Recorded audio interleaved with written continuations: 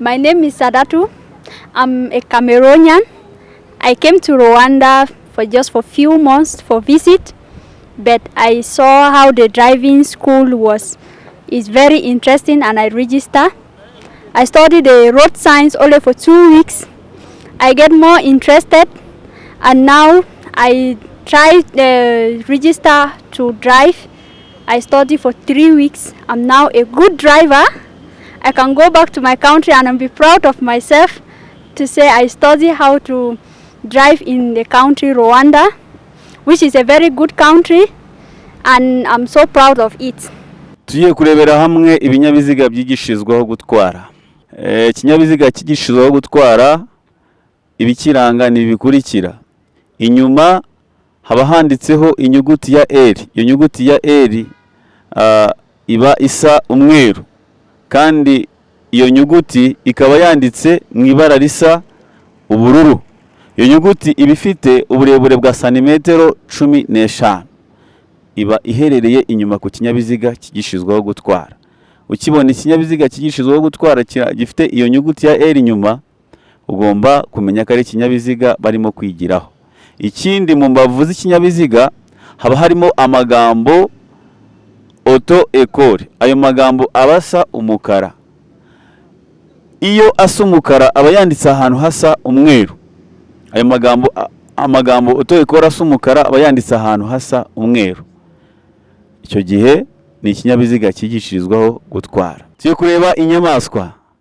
Iyo wumvise inyamaswa wumva iki? Ese ubundi wowe uri gukurikira rino somo, iyo wumvise inyamaswa kumva n'amatungo wumva ko bitandukaniye hehe?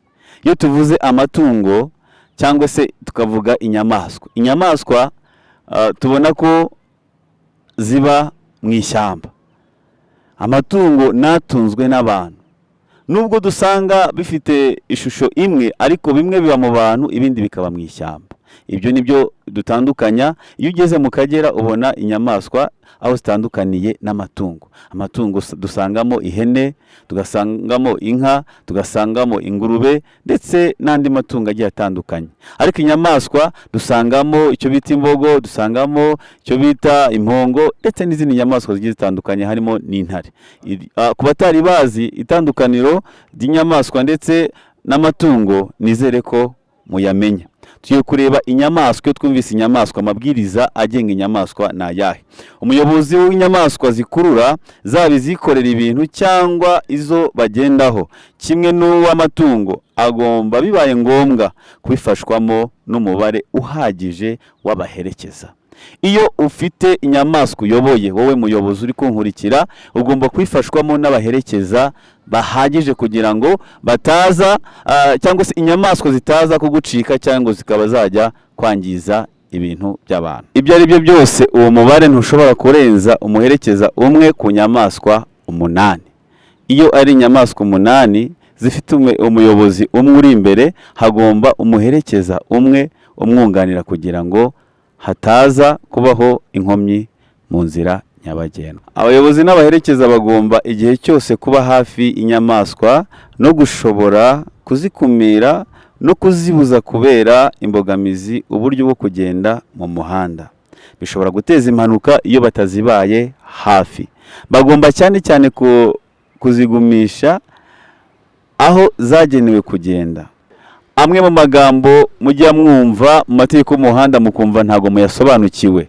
Teacher Sise naje kugira ngo mbasobanurire zimwe mu mbogamizi mukunda guhura nazo mu mategeko y'umuhanda ndetse na bimwe mushaka gusobanukirwa, haba abambaza cyangwa bashaka kubyiga. Igisubizo kirahari muri The Channel Service TV. Kanda subscribe kugira ngo bashe kuzajya ubona no masomo agiye atandukanye.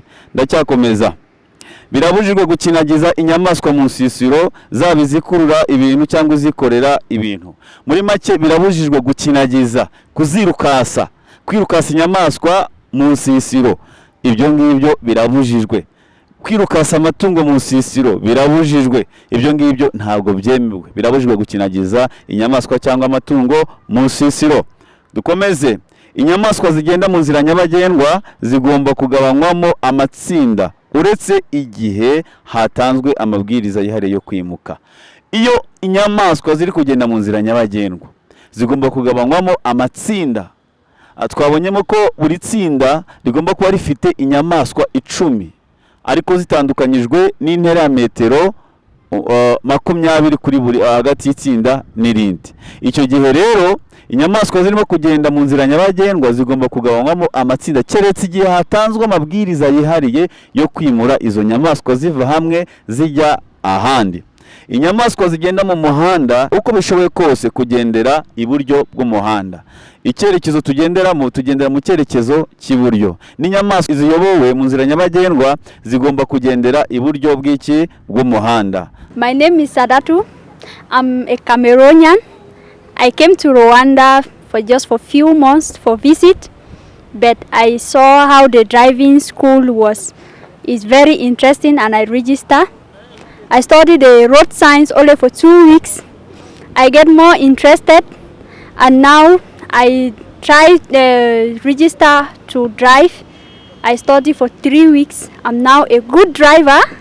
I can go back to my country and I'll be proud of myself to say I study how to drive in the country Rwanda, which is a very good country, and I'm so proud of it.